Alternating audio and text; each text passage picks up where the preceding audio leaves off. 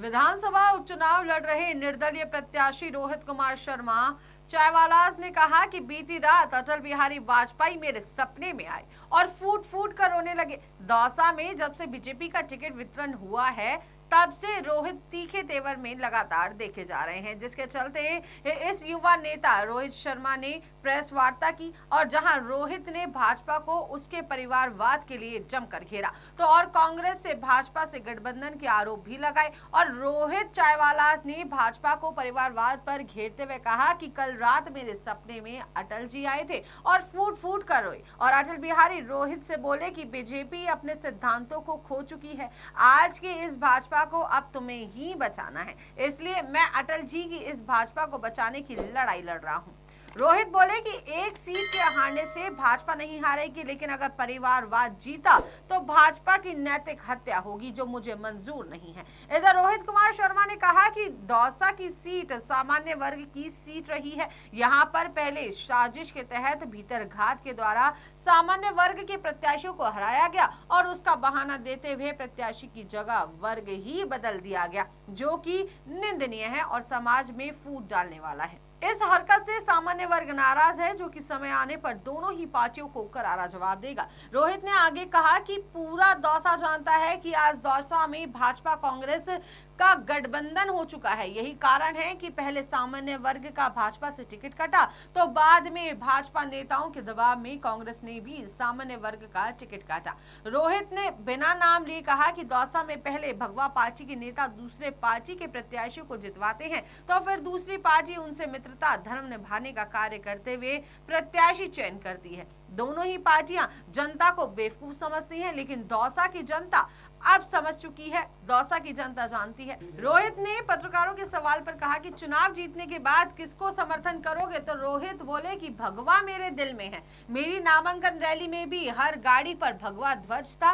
मैं बस राजनीति से परिवारवाद को दूर करने के लिए निर्दलीय चुनाव लड़ रहा हूँ। चुनाव जीतने के बाद जो पार्टी भगवा की बात करेगी, परिवारवाद को नहीं दोहराने की बात करेगी, उसे अपना समर्थन दूंगा। उधर रोहित ने आगे ये भी कहा कि मैं शुरू से दौसा के विकास की लड़ाई लड़ रहा हूं। विधायक ना रहते हुए भी मैंने दौसा के कई विकास कार्यों के लिए दौड़ भाग की है। मेरा पहला लक्ष्य दौसा का विकास और दौसा को अति संवेदनशील क्षेत्र से मुक्त दिलाना है।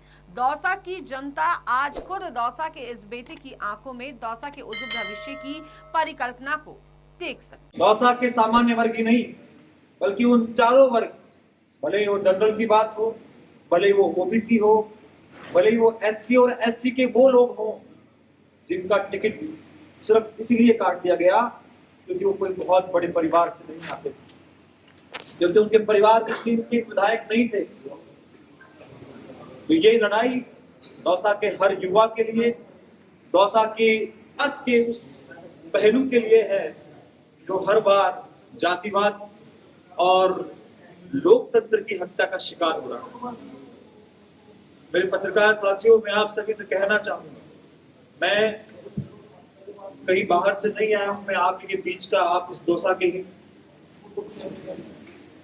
एक छोटे से इलाके से अकलकोट का रहने वाला हूं और कहीं ना कहीं दौसा के कल्याण के लिए, विकास के लिए जितनी मेहनत मैं कर रहा हूं, कहीं ना कहीं आपको भी इस यज्ञ में अपनी आहुति लगानी होगी। मैं कोई बहुत बड़े धनबल परिवार से नहीं हूं, मेरे पीछे कोई बहुत बड़ी बाहुबली शक्ति भी नहीं है, मेरे पीछे कोई राजनीतिक गॉडफादर नहीं है और मेरे पीछे कोई बहुत बड़ी पार्टी भी नहीं है। मैं निर्दलीय हूं, मेरे साथ हैं तो मेरे परिवारजन हैं, मेरे मित्रजन हैं और आप सभी हैं, दौसा की जनता है।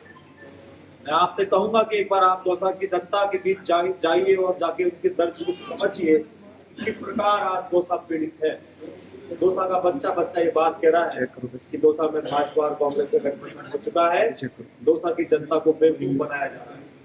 कहीं ना कहीं ये समझा जा रहा है कि ये जनता भोली वाली है, ये तो सिंबल के नाम पर वोट दे देगी, लेकिन मैं विश्वास दिलाता हूँ इस बार ऐसा नहीं होगा और दौसा में तीसरा मोर्चा बनकर ये आपका बेटा रोहित कुमार शर्मा, ये रोहित चायवालास आएगा और विजयी होकर आप सभी के आशीर्वाद से इस दौसा के विकास को नई गति, नई कीर्तिमान स्थापित करेगा। जय हिंद।